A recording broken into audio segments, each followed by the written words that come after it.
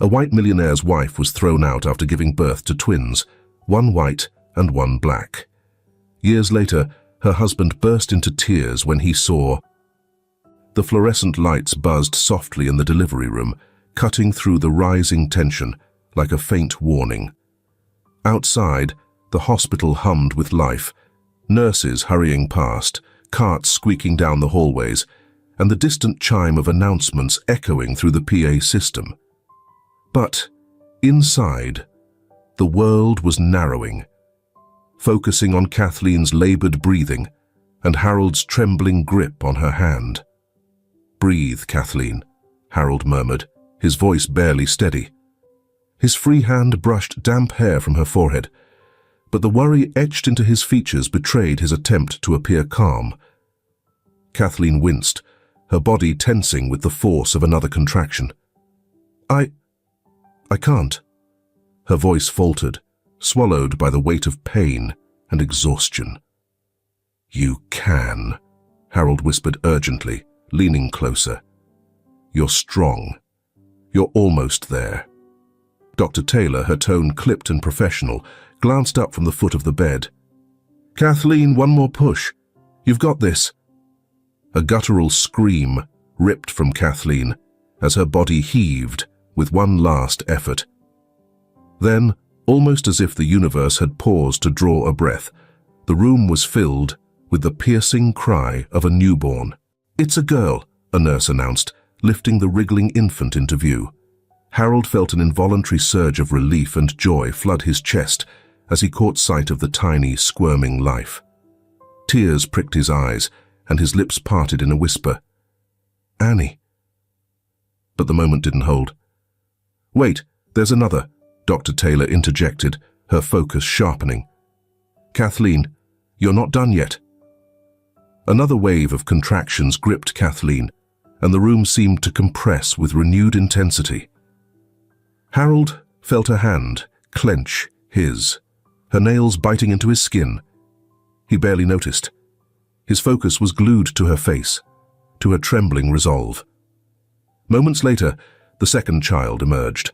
Her cries joined the first, but as the nurse lifted the second baby into the sterile air, a sharp intake of breath rippled through the room. Harold's smile faltered. The infant's skin, a warm brown, stood in stark contrast to the paleness of her sister. The silence in the room was deafening. "Congratulations," the nurse said hesitantly, glancing between Harold and the babies as if seeking reassurance. Harold's heart stuttered. A cold weight settled in his chest as he stared at the second child. Questions surged, unspoken, but deafening in their clarity. Behind him, the door swung open, and Beverly swept in, her heels clicking sharply against the tile floor. Her gaze landed on the newborns, and her expression froze before twisting into a mask of fury. "What is this?" she hissed, her voice low but venomous. Harold turned to face her, words failing him. Beverly stepped forward, her finger stabbing toward the darker-skinned infant. That child is not yours," she declared, her tone slicing through the room. "Harold, you can't honestly believe—" "Mother," he interrupted, his voice strained. "Please." But Beverly wasn't done. Her scornful gaze darted to Kathleen, who lay exhausted but defiant. "You've disgraced this family," she spat. "How dare you bring this shame upon us?" Kathleen's lips trembled, but her voice was steady. "This is your granddaughter," she said, her exhaustion momentarily forgotten. "Both of them are." Beverly barked a bitter laugh. "Granddaughter, you expect me to accept this proof of your betrayal? Stop it!" Harold's voice cracked as he stepped between them, his hands raised in a futile gesture of control. His head pounded, the joy of moments earlier, now a distant memory, replaced by a storm of emotions, confusion, anger, guilt. "Harold," Beverly said, her voice softer now but no less cutting. "You know what this will do to our family name. People will talk. They'll call us fools. You must send her away, both of them." His gaze darted to Kathleen, her tear-streaked face filled with hurt.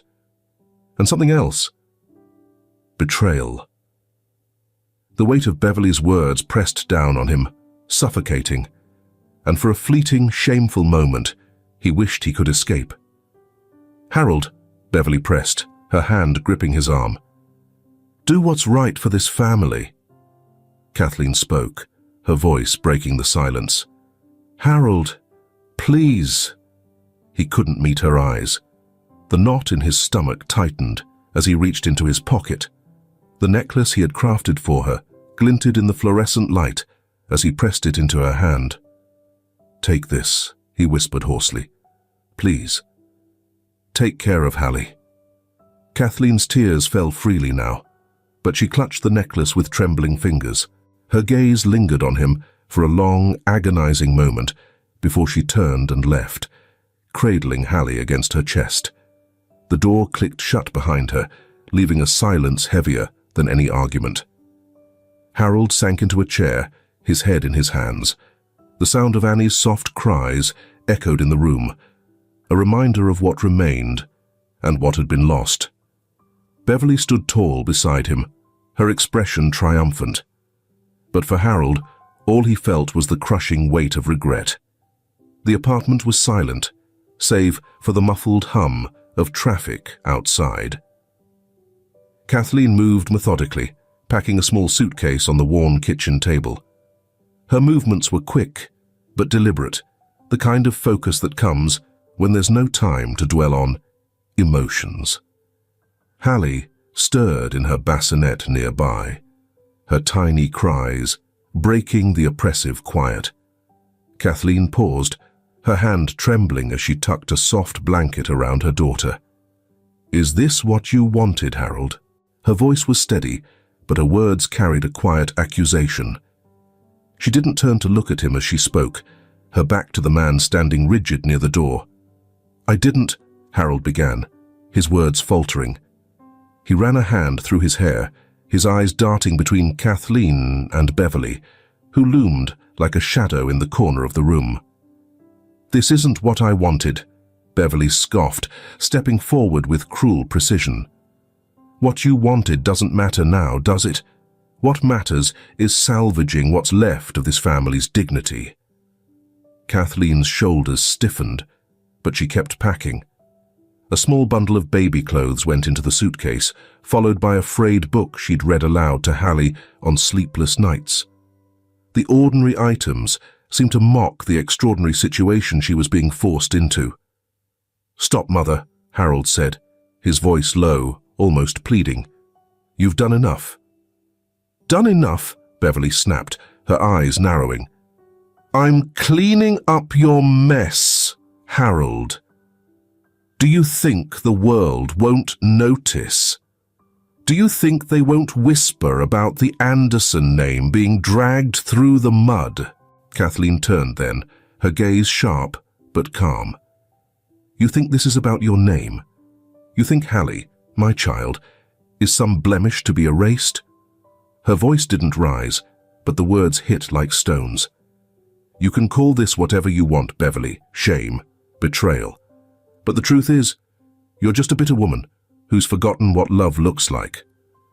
Beverly's face hardened, but before she could reply, Harold stepped between them. His hands rose defensively, though they shook with the effort. "Enough," he said, though the authority in his tone was weak. His eyes met Kathleen's, and the weight of his failure settled in his chest like a stone. "Kathleen." "Please." "Please what, Harold?" Kathleen's voice cracked, though she fought to keep it steady. "Please understand why you're letting her do this. Please forgive you for not standing by your family." His mouth opened, but no words came. He couldn't defend himself, not in the face of her truth. The truth he'd tried to ignore since that moment in the hospital when his world had unraveled. Hallie let out a soft wail from her bassinet, breaking the stalemate.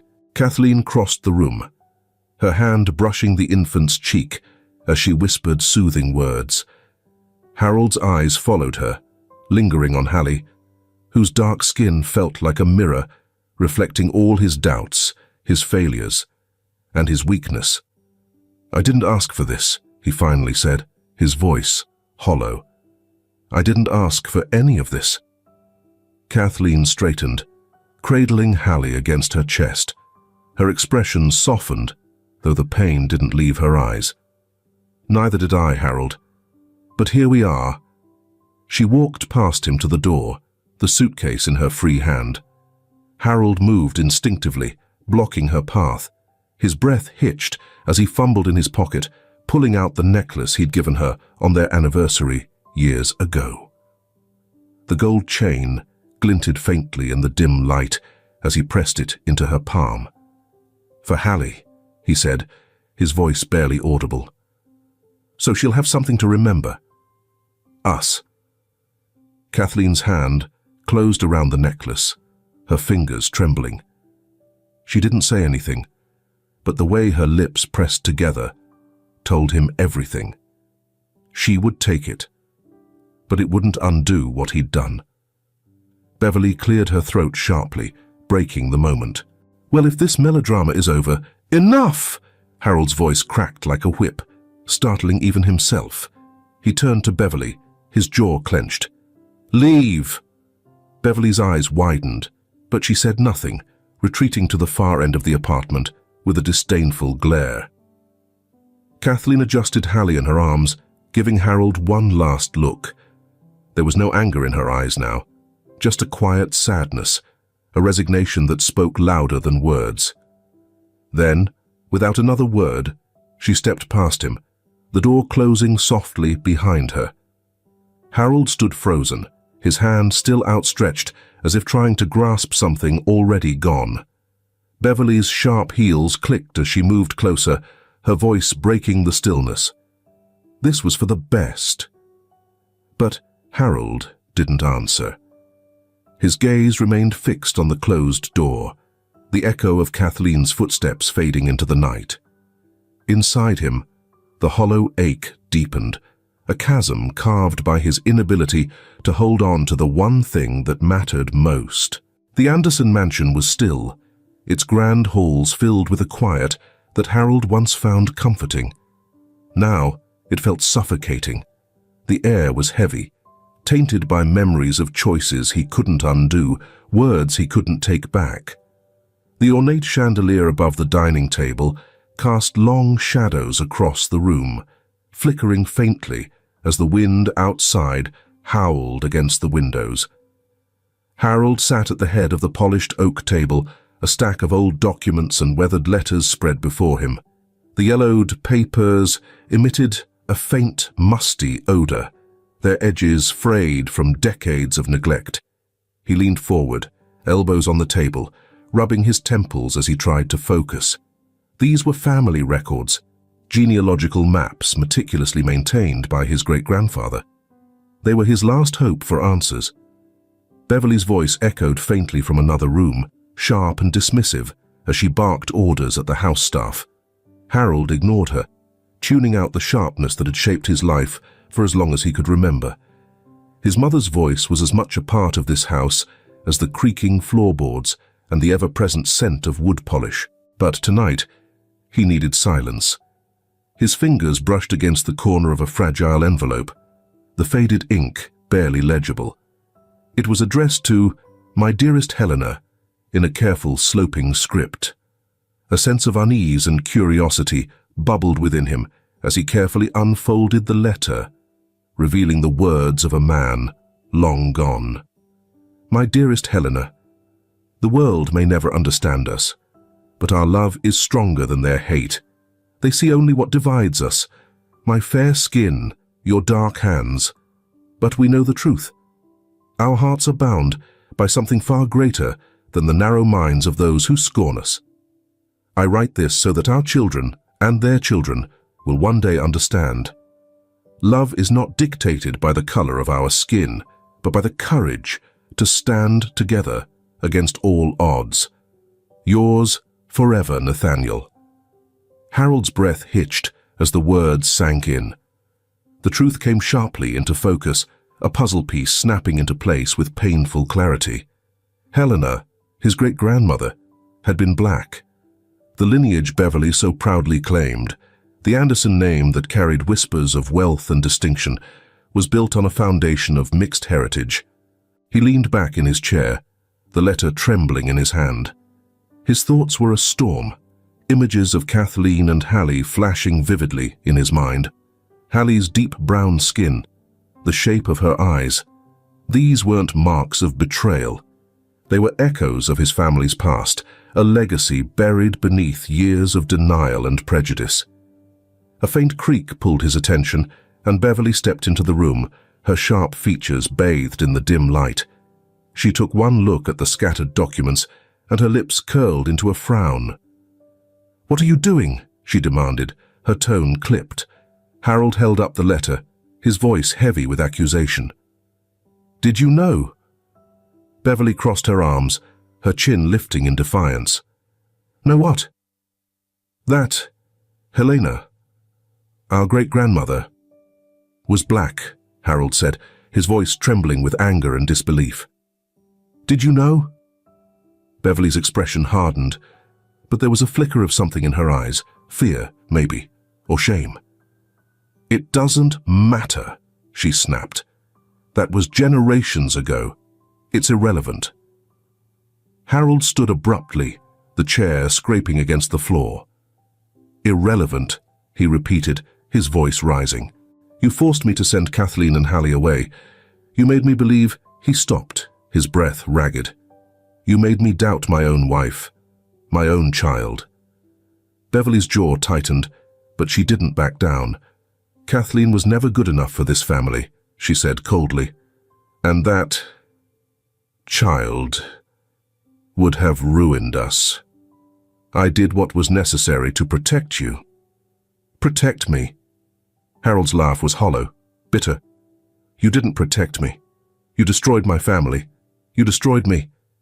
He turned away, his hands gripping the edge of the table as he fought to steady himself. The weight of his guilt pressed harder now, suffocating him. Every memory of Kathleen's tear-filled eyes, Hallie's cries as they left, all of it came crashing down with the force of a tidal wave. "I need to fix this," he muttered, more to himself than to Beverly. Beverly's heels clicked against the floor as she stepped closer. "Fix it," she said sharply. "Don't be ridiculous. What's done is done. You can't undo the past."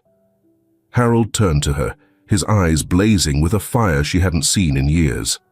"Maybe I can't undo it," he said, his voice low but firm, "but I can make it right." Beverly opened her mouth to argue, but Harold didn't wait to hear it. He stormed out of the room, the letter still clutched tightly in his hand.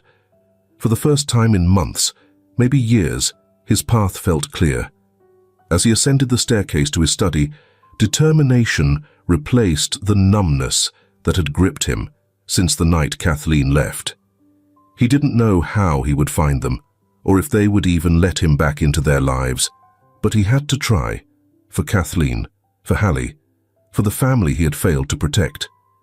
Harold stood by the large bay window in his study, staring out at the sprawling gardens of the Anderson estate. The sunset painted the horizon in muted tones of orange and grey, but he barely noticed. His mind was elsewhere, tangled in the ache of guilt and the faint glimmer of hope that had pushed him to act. He had hired private investigators weeks ago, men who promised discretion and results. Their task was clear: find Kathleen and Hallie. They had scoured cities, followed whispers, and chased fleeting leads, or so Harold was told. But every report they returned with bore the same message: no trace of Kathleen, no sign of Hallie. "It's as if they vanished, sir," one investigator had told him over the phone that morning. Harold's grip on the receiver had tightened at the words. Something about the man's tone felt too rehearsed, too final, as if they'd given up before they'd truly begun. Unbeknownst to Harold, Beverly had been working quietly behind the scenes. She wasn't one to leave loose ends. A well-placed bribe here, a veiled threat there, and the investigators knew better than to dig too deeply. To Beverly, This was simply another step in preserving the family's name, a name she refused to let be tarnished by a child she refused to accept. Harold hung up the phone with a heavy sigh, the weight of failure pressing into his chest. He turned back to the window, the sinking sun casting long shadows across his face. Somewhere out there, Kathleen and Hallie were building a life without him. The town of Middlebury, Vermont, was as unassuming as the hills that surrounded it, charming in its simplicity, but unforgiving in its cold, both in weather and temperament. For Kathleen, it was the only place she could afford to start over. The clapboard house she rented leaned slightly to one side, with peeling white paint that revealed years of neglect. But it was a roof, and more importantly, it was a sanctuary. Inside, the air carried a faint chill even in spring, though Kathleen hardly noticed. Her mornings started before sunrise, dressing Hallie in layers to combat the brisk air, before carrying her to the local diner where Kathleen worked as a waitress. Balancing plates of eggs and steaming coffee pots, Kathleen navigated the clatter and chaos of the breakfast rush with a practiced smile. The regulars rarely tipped more than a few crumpled bills, but she didn't mind. Every dollar went to Hallie. By the time her second shift at the grocery store ended, Kathleen was exhausted. Yet, as she pushed open the door to their little house, the sight of Hallie toddling on unsteady legs made the ache in her back feel distant. "Mama!" Hallie squealed, her tiny hands waving for Kathleen to pick her up. Her big brown eyes sparkled, the same eyes that once made strangers pause to whisper. Kathleen scooped her up, ignoring the way her shoulders protested. "Did you miss me, sweet pea?" she murmured, pressing a kiss to Hallie's soft curls. Hallie nodded, her tiny hands tugging at the chain around Kathleen's neck. The gold necklace, a reminder of Harold, glinted in the dim light. It was all Kathleen had left of the life she once thought would last forever. Dinner was a modest affair, a pot of beans and rice that simmered quietly on the stove as Hallie played with a battered toy truck. Kathleen leaned against the counter, watching her daughter with a mix of pride and exhaustion. But even here, in this quiet town, there were whispers. At the grocery store, women in tailored coats exchanged glances when Hallie babbled in her mother's arms. The old man at the hardware store stared too long, his eyes lingering on Hallie, as though she were an oddity, something he couldn't quite place. Kathleen noticed. And though she kept her head high, there were moments in the dark of night, when Hallie was asleep and the world was silent, that Kathleen let herself cry. Not because she regretted leaving, never that, but because she hated that Hallie might grow up seeing herself as less than whole. One afternoon, as Kathleen rocked Hallie on the porch, the sound of a car backfiring startled her. Hallie flinched, her tiny body pressing into Kathleen's chest. Kathleen held her close, humming a soft tune until Hallie's breathing steadied. "Why do people look at me funny, Mama?"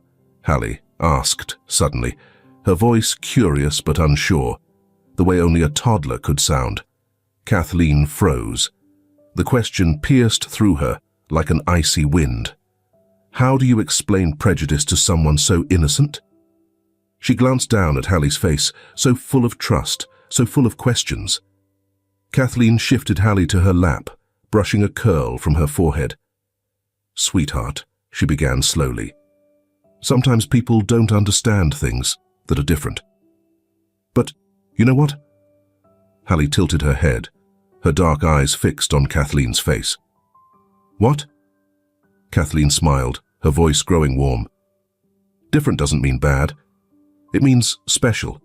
You and I, we're like this house." She gestured to the worn porch beneath them. "It may not look like much to some people, but it's strong. It keeps us safe. And you, my little Hallie, are the strongest person I know." Hallie giggled, leaning her head against her mother's chest. "I'm strong like the house." Kathleen laughed softly, wrapping her arms tighter around her daughter. "Stronger," she whispered, her voice cracking just slightly.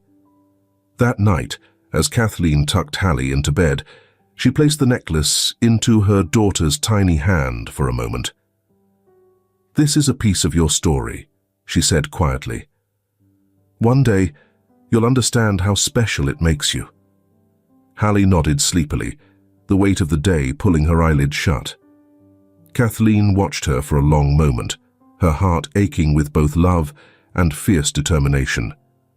Their world wasn't easy. It wasn't fair. But as she stood by the window, looking out at the small, silent town, Kathleen made herself a Saukshaya. Promise. "Different doesn't mean broken," she whispered to the night, "and I'll make sure she knows it every single day." The words hung in the air like a prayer. Somewhere far away, Harold might have been searching, but in this little house on the edge of Vermont, Kathleen wasn't waiting. She was building a life, one brick at a time, for the only thing that mattered now, Hallie. The Anderson mansion exuded grandeur, its marble floors and towering columns a testament to wealth and legacy. Yet for Annie, it was a lonely fortress. The sprawling halls and perfectly curated rooms seemed cold, devoid of the warmth she only dimly remembered from the blurry early years of her life.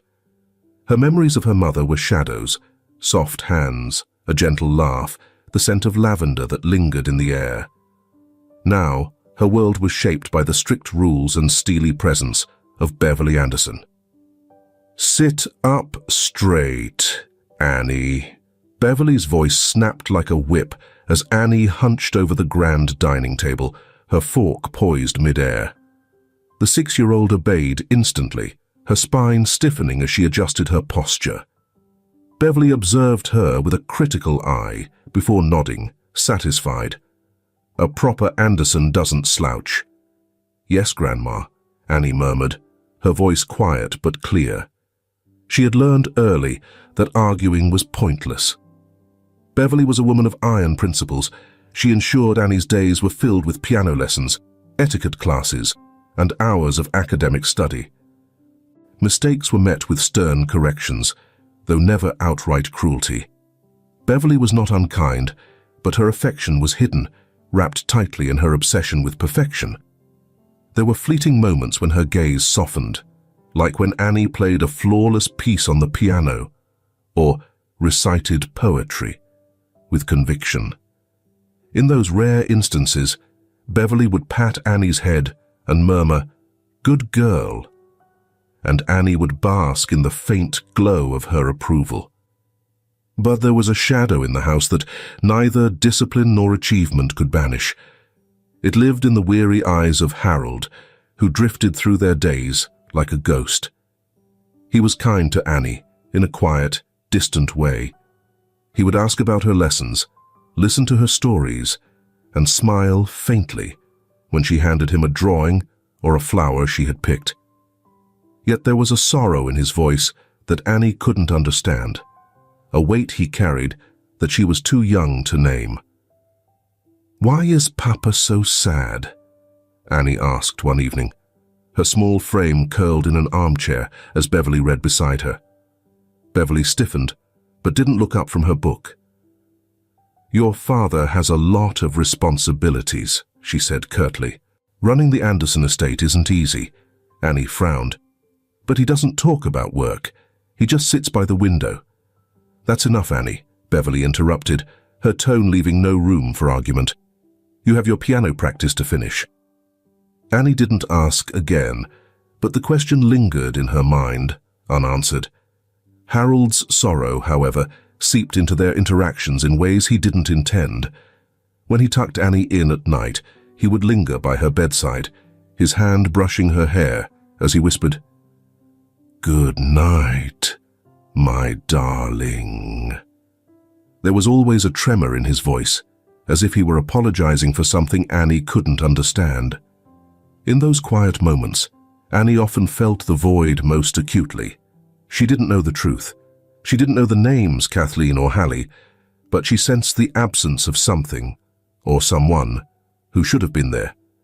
It was an ache she couldn't articulate, a missing piece she didn't know how to name.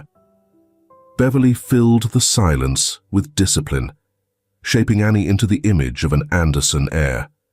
Harold filled it with quiet guilt, offering gentle smiles and fleeting moments of affection that only hinted at the depth of his regret. And Annie grew up in the shadow of both, striving to meet Beverly's expectations while yearning for the warmth she sensed her father could not give. As the years passed, Annie learned to navigate the rules of the Anderson household. She excelled in her studies, played piano with precision, and carried herself with the grace Beverly demanded. Yet, in the stillness of her room at night, she would lie awake staring at the ceiling, her mind filled with questions she didn't know how to ask. There was no way for Annie to know that her father's sadness was rooted in the loss of a family she had never met, a mother and sister who lived only in Harold's haunted memories. But even in her innocence, Annie felt the weight of that loss, an unspoken truth that shaped her world without her ever understanding its origin. The campus of Cornell University was alive with energy, students rushing between classes, their conversations weaving a tapestry of ideas and ambitions. Among them, Annie moved with poise, her upbringing evident in her graceful demeanor and polished speech. Her new semester had been challenging but invigorating, and the university's thriving social justice scene had drawn her in immediately. It was at one of these meetings, held in a sunlit room in the campus's community center, that Annie first saw Hallie. The group was small, 15 students sitting in a loose circle, exchanging ideas about an upcoming project to support underprivileged youth in the city. Annie had spoken confidently about funding strategies when Hallie entered, slightly out of breath, but smiling warmly. She apologized for being late, her tone easy and confident. Annie found herself watching the newcomer with curiosity. There was something magnetic about Hallie, her sharp intelligence, the way she spoke with conviction, and the quiet strength she exuded. Her deep brown skin and natural curls framed a face that was both striking and kind. As the meeting ended and students began to disperse, Hallie approached Annie. "You had some great points in there," she said, her smile widening. Annie returned the smile. "Thanks. You're new to the group?" Hallie nodded. "Yeah, just transferred this semester. Thought I'd jump in." She extended a hand. "I'm Hallie." "Annie," she replied, shaking Hallie's hand. Their connection was instant. They fell into an easy rhythm of conversation as they walked toward the library together. Both were passionate about community work, and they quickly discovered shared values in their desire to make meaningful change. The next day, the lecture hall buzzed with energy as students filed in, shuffling to claim their seats. Annie adjusted her bag on the desk and scanned the room, her gaze landing on a girl with dark, coiled hair sitting a few rows away. "She's Hallie, the girl yesterday." Her vibrant presence seemed to fill the space around her, from her easy smile to the way she animatedly gestured during conversation. As the professor began the lecture on systemic inequality in urban housing, Annie found herself glancing at the girl again. Something about her seemed familiar, though Annie couldn't place why. It wasn't until the class ended and students began filing out that she found herself walking beside the stranger. "Hey," Annie ventured, her tone warm but hesitant. The girl turned, her smile widening. "Hi, Annie." Their names hung in the air for a beat, and then they both chuckled. "Well, that's not confusing at all," Hallie said with a grin. "Not at all," Annie replied, laughing. "Do you have a minute? I'd love to grab coffee and talk more about what we covered in class." Hallie nodded. "Sure. That was intense, right? I'm all for untangling it over caffeine." At the campus cafe, the conversation flowed easily. Hallie spoke passionately about her work with a local non-profit focused on affordable housing. Her words carried a confidence and depth that struck Annie. There was a rawness to Hallie's experiences, a perspective shaped by struggle that Annie, with her sheltered upbringing, found herself captivated by. I guess my mum's a big part of why I do what I do, Hallie said, her fingers idly playing with a delicate gold necklace around her neck. She worked herself to the bone to make sure I knew I was more than what people thought of me. Annie's gaze lingered on the necklace, intrigued by its simple beauty, and the way Hallie's touch seemed reverent. That's beautiful, she said softly. Is it hers? Hallie nodded. She gave it to me before she passed, said it was part of my story. Her voice softened, and for a moment her usual energy dimmed. I wear it every day so I don't forget. Annie reached across the table instinctively, her hand brushing Hallie's. She sounds amazing. Hallie smiled, the sadness lifting slightly. She was. And she never let me think being different was a negative thing. Their conversation turned, and soon Hallie asked, "What about you? You seem like you've got it all together. What brought you to social justice?" Annie hesitated, unsure how to articulate her answer. "My dad, I guess," she said finally. "He's always been this kind, quiet person. But there's a sadness in him. I think part of me wants to understand why, and helping others feels like a way to do that." Hallie tilted her head thoughtfully. "That's heavy. Do you think he'll ever talk about it?" "I don't know," Annie admitted, "but I hope so." As the cafe emptied and the sun dipped lower, Annie glanced at her watch. "Hey, you should come to dinner at my house," she said impulsively. "My dad would love to meet you, and I'd love to keep this conversation going." Hallie looked surprised, but pleased. "Are you sure? I don't want to intrude." "You wouldn't be.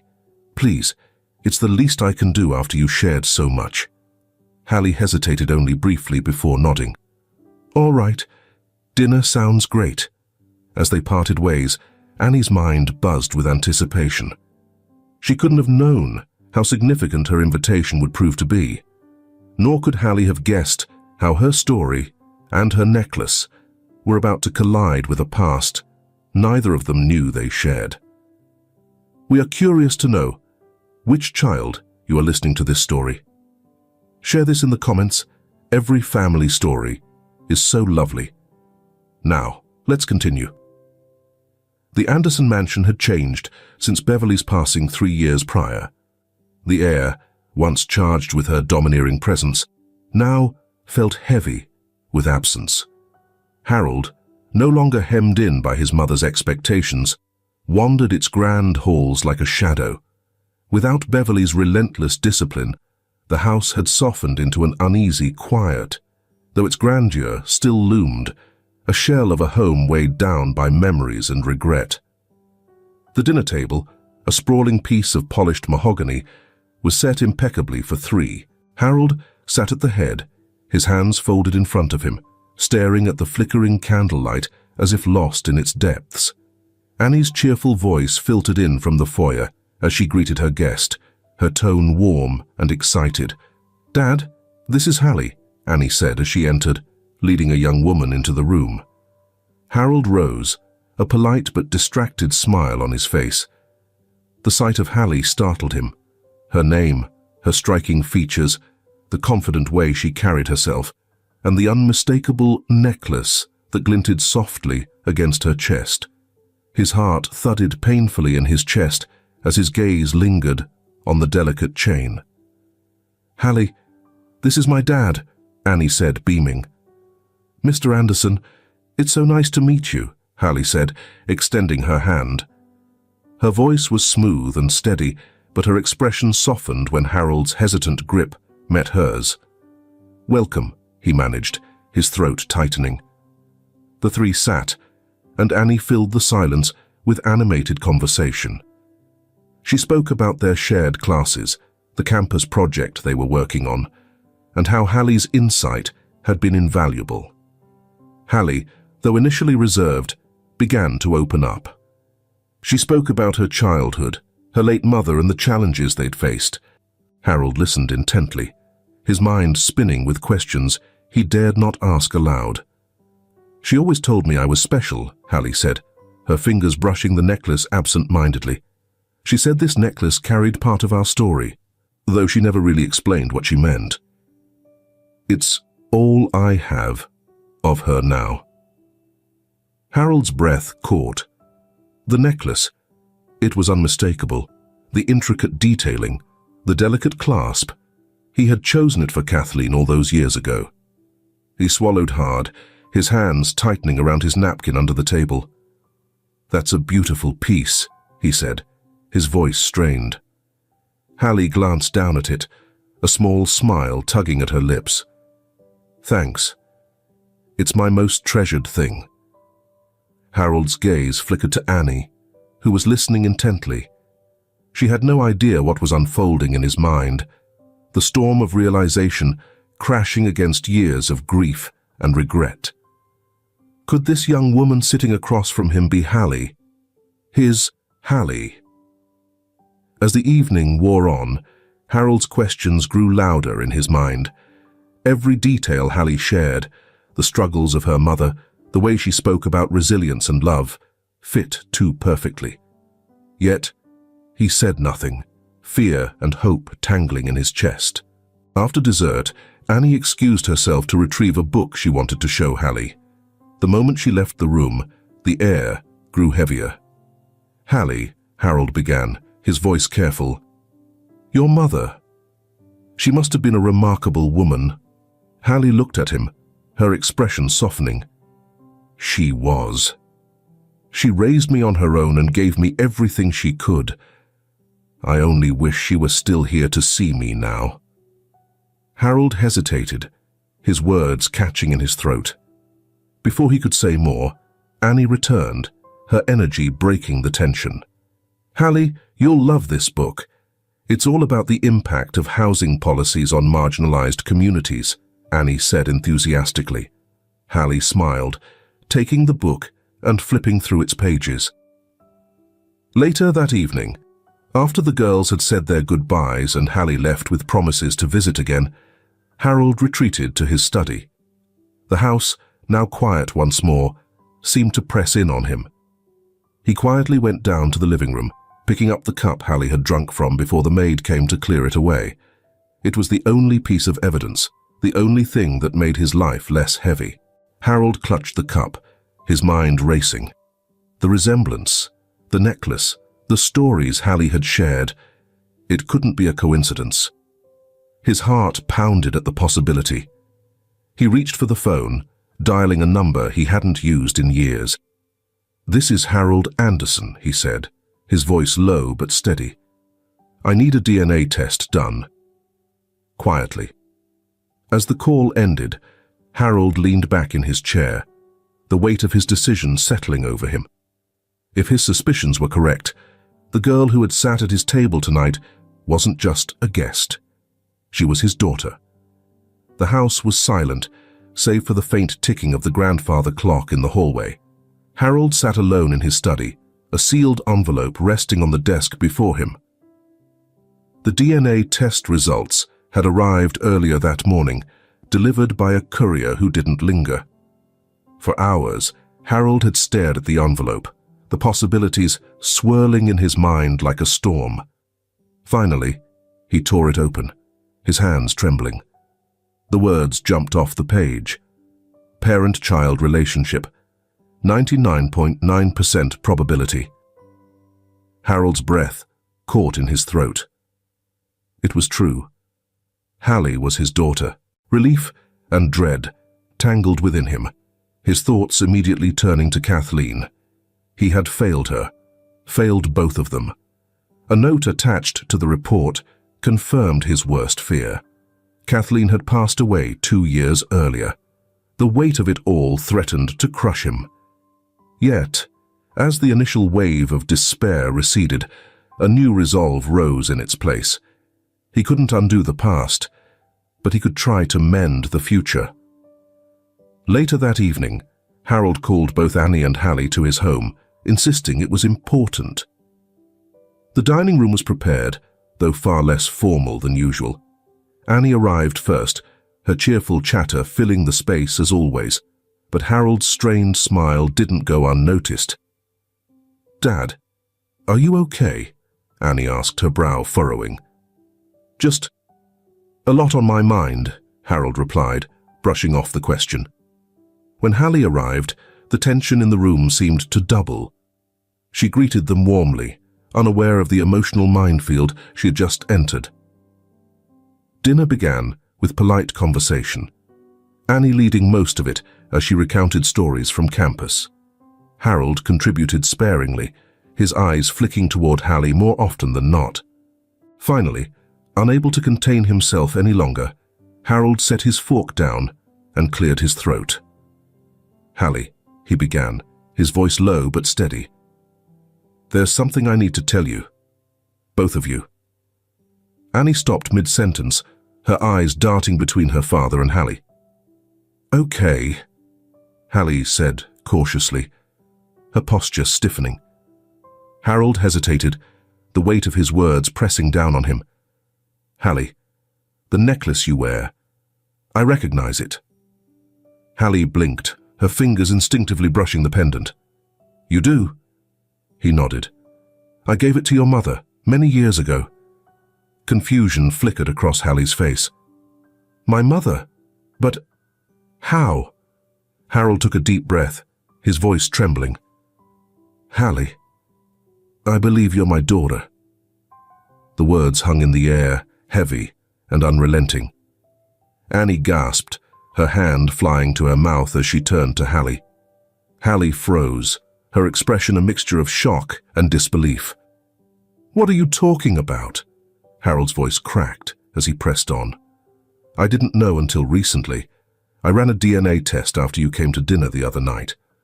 The results confirm it. You're my daughter." Hallie's chair scraped against the floor as she stood abruptly, her hands clenched at her sides. "This has to be some kind of joke," she said, her voice rising. "You can't just—" "What?" "Decide I'm your daughter out of nowhere." "It's not out of nowhere," Harold said, his tone desperate.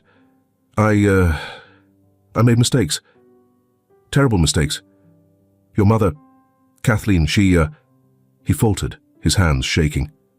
"She was my wife, but I let her go. I let both of you go, and I've regretted it every day since." Hallie stared at him, her eyes blazing. "You let us go?" she repeated, her voice dripping with anger. "You're telling me that you abandoned us, that my mother had to raise me alone because of you." "Hallie, please," Harold pleaded, standing as if to approach her. "I didn't know how to fix it. I was weak, and I listened to the wrong people. "Stop," Hallie interrupted, her voice shaking. "You don't get to make excuses.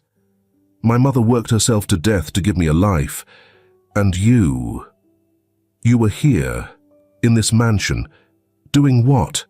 Feeling sorry for yourself?" "Hallie," Annie interjected softly, reaching out a hand, but Hallie pulled away, her breaths coming fast and shallow. "I can't do this," Hallie said, stepping back. "I can't be here." "Hallie, wait," Harold begged, his voice breaking. But Hallie was already heading for the door. She paused briefly, her back to them, before turning slightly. "She deserved better than you," she said, her voice barely above a whisper. And then she was gone. The door slammed shut, the sound echoing through the house. Harold sank back into his chair, his face in his hands. Across the table, Annie sat frozen, tears streaming silently down her cheeks. "Dad," she said finally, her voice trembling. "Why didn't you ever tell me?" Harold looked up, his eyes red and filled with regret. "Because I was afraid," he admitted. "And now, I might have lost her for good." The room fell into silence, the weight of the evening pressing down on both of them. Somewhere outside, the faint sound of Hallie's footsteps faded into the night. Hallie wandered aimlessly through the city streets, the cool night air biting at her skin. She clutched her necklace tightly, her mind racing with the revelations from the evening.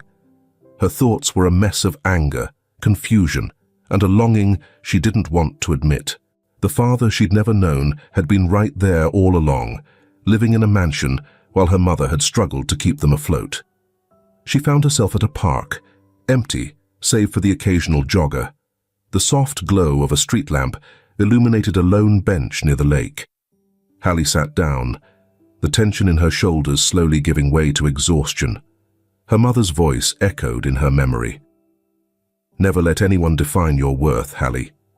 You're stronger than that." But tonight, she didn't feel strong. The campus was quiet in the early morning light, its usual bustle subdued as students trickled into libraries and lecture halls. Hallie sat on a bench near the quad, her hands wrapped around a lukewarm coffee cup. Her mind churned with the events of the night before, replaying Harold's words over and over. The weight of it all felt unbearable.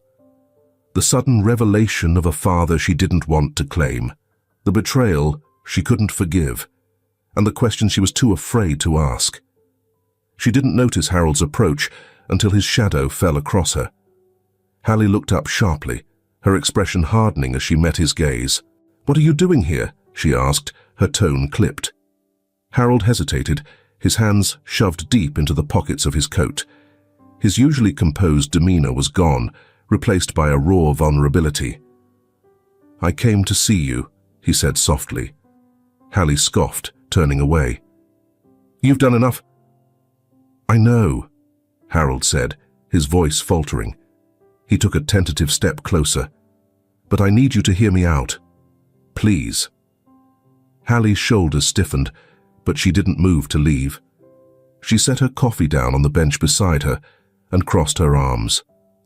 "Fine. Say whatever you came to say, then leave." Harold lowered himself onto the bench, careful to keep some distance between them. He clasped his hands tightly, his knuckles white. "I don't know where to begin," he admitted, his voice trembling. "I've thought about this moment for years, but now that it's here." Hallie said nothing, her expression unyielding. "I want to tell you about your mother," Harold continued, his eyes fixed on the ground.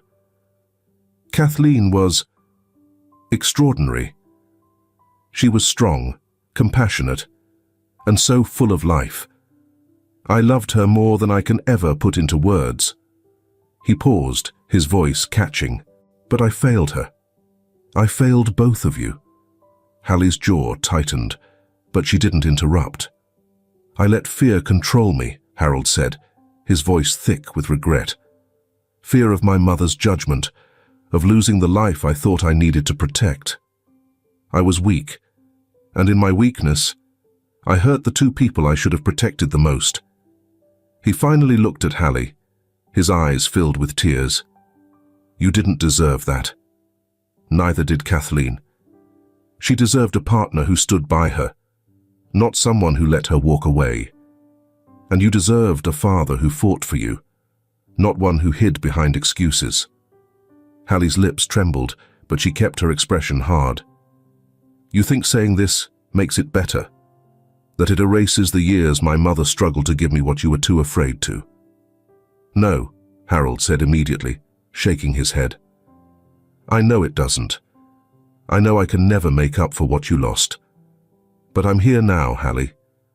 I'm here because I want to try, if you'll let me." Hallie turned away, her eyes brimming with unshed tears. She wanted to hate him, to dismiss his words and walk away.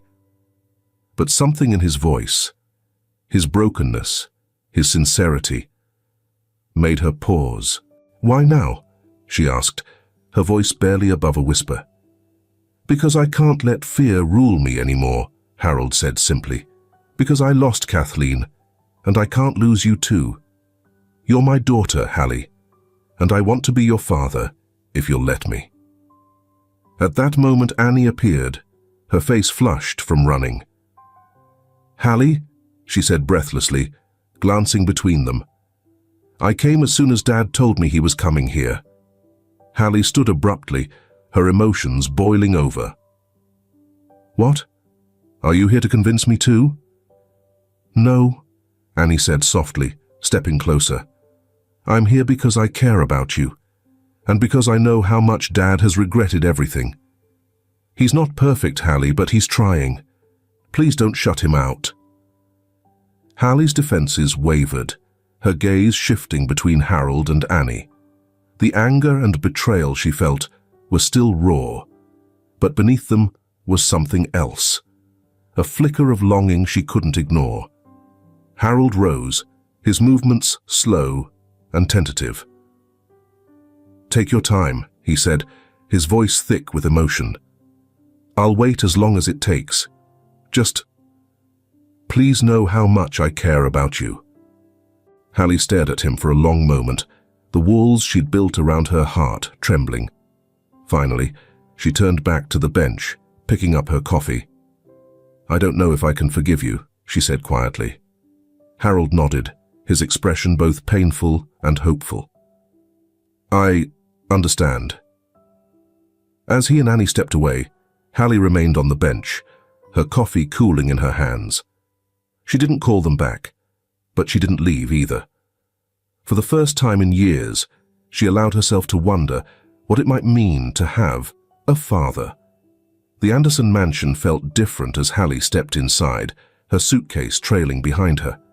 Gone was the overwhelming sense of grandeur she had imagined from her mother's distant descriptions. Instead, the house now seemed quieter, warmer. A place that, though unfamiliar, didn't feel entirely unwelcoming. Harold greeted her with a tentative smile, his movements hesitant, as if afraid one wrong step might send her retreating again. Welcome, he said simply, his voice soft. Hallie nodded, her eyes scanning the polished floors and intricate molding. Thanks, she replied, her tone cautious but not cold. Annie bounded down the staircase, her energy breaking the tension. Hallie, you're here, she exclaimed, wrapping her arms around her half-sister. Hallie stiffened slightly, unaccustomed to such straightforward affection, but she didn't pull away. Just for a little while, Hallie reminded her, don't get too comfortable. Don't worry, Annie teased, her smile bright. You'll be the one getting comfortable soon enough. The first few days were awkward. Meals were punctuated by long silences, Harold struggling to find the right words, and Hallie reluctant to open up. But Annie's presence served as a bridge, her light-hearted chatter and insistence on family movie nights easing some of the tension. One evening after dinner, Harold gathered the courage to approach Hallie in the living room. She was curled up on the couch, scrolling through her phone, when he sat down across from her.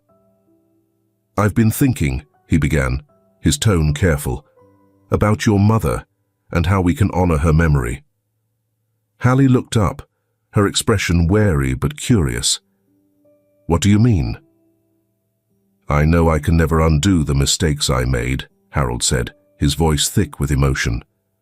But I want to do something meaningful, something that reflects who she was and the values she lived by. Annie, who had been eavesdropping from the hallway, chimed in. Like a community project. Hallie, didn't you say your mum was passionate about helping people? Hallie hesitated, her fingers grazing the pendant of her necklace. She was, she admitted softly. She always believed in giving back, no matter how little we had. A flicker of warmth crossed Harold's face. Then let's do that. Let's start something in her name. A community initiative to help families in need. Hallie's defenses wavered as she considered the idea. You think that'll fix everything? No, Harold said honestly. But it's a start, and it's something we can do together. Hallie studied him for a long moment before nodding slowly. All right, let's see if you mean it. The following weeks saw the family working together in a way none of them had expected. Hallie's knowledge of non-profit work, combined with Annie's enthusiasm and Harold's resources, created a dynamic that brought them closer. Small moments, a shared laugh over Annie's clumsy attempts at baking, a late-night brainstorming session in the study, chipped away at the walls Hallie had built around herself. One afternoon, while sorting through photos for the initiative's promotional materials, Harold handed Hallie a framed picture of Kathleen. She stared at it, her throat tightening as memories flooded back. "She was incredible," Harold said quietly, his voice filled with reverence. "And you remind me so much of her." Hallie's grip on the frame tightened, her heart aching with both pride and loss. "She deserved better," she said, her voice trembling. "She did," Harold agreed, tears glistening in his eyes. "But I hope I can be better now. For you, and for her memory." For the first time, Hallie saw not the man who had abandoned her, but a father desperately trying to atone. It didn't erase the pain, but it planted a seed of hope. As the initiative took shape, the house transformed. Where once it had been a place of sorrow and silence, it now buzzed with life and purpose. Volunteers filled the halls, laughter echoed from the kitchen, and Harold's once solemn expression softened with the joy of making a difference. One evening, as the three of them sat around the dining table, Annie raised a toast. "To Mom," she said, her voice bright but heartfelt, "and to second chances." Hallie raised her glass hesitantly, her eyes meeting Harold's. "To Mom," she echoed. As their glasses clinked, Harold felt a warmth he hadn't experienced in years. It wasn't perfect. There were still wounds to heal, conversations to have. But for the first time, he dared to believe that they were on the path to becoming a family. And in the glow of the moment, he silently thanked Kathleen. It was her love and her legacy that had brought them back together, reminding them all that even the deepest wounds could lead to new beginnings. The community center stood proud in the heart of the city, its facade newly painted and adorned with a modest plaque. The Kathleen Anderson Center, a legacy of love and justice. Inside, the rooms buzzed with activity. Volunteers prepared for the launch event, arranging chairs and setting up banners that read, "United against hate and strength in diversity." Harold stood near the stage, adjusting his tie with trembling hands. It had been years since he'd spoken publicly, and today's occasion carried more weight than any boardroom speech he had ever delivered.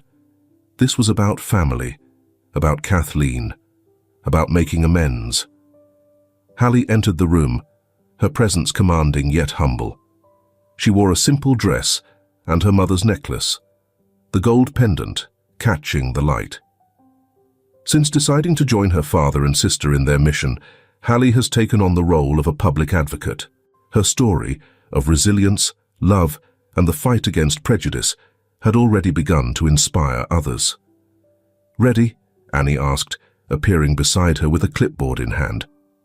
She had thrown herself into organizing the center's outreach programs, her energy and optimism shining through in every detail. Hallie glanced at Harold, who was nervously pacing near the podium. "He looks like he's about to faint," she said with a faint smile.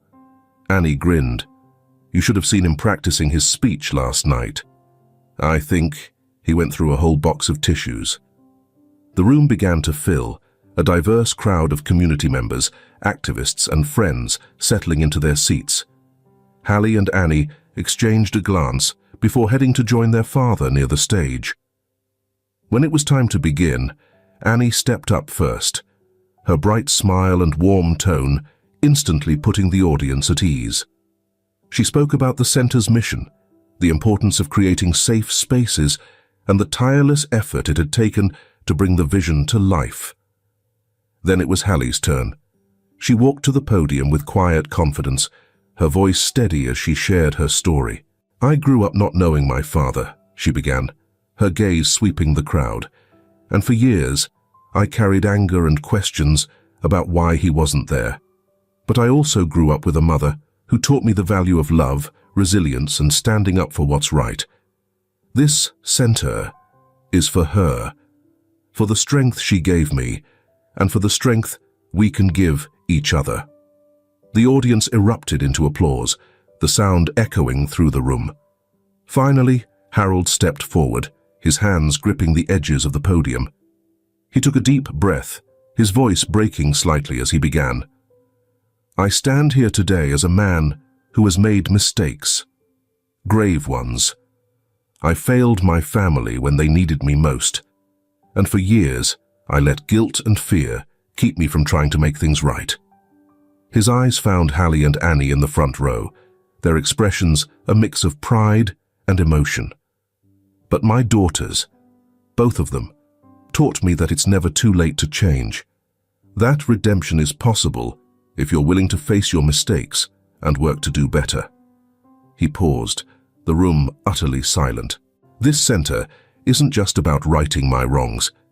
It's about creating a world where no one has to feel less than because of who they are, where love and understanding triumph over hate and fear. And it's about honoring the memory of my wife, Kathleen, whose courage and love brought us here today.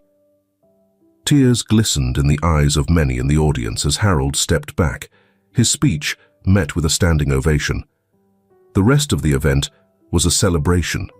Workshops, speeches, and stories shared among a vibrant, hopeful crowd.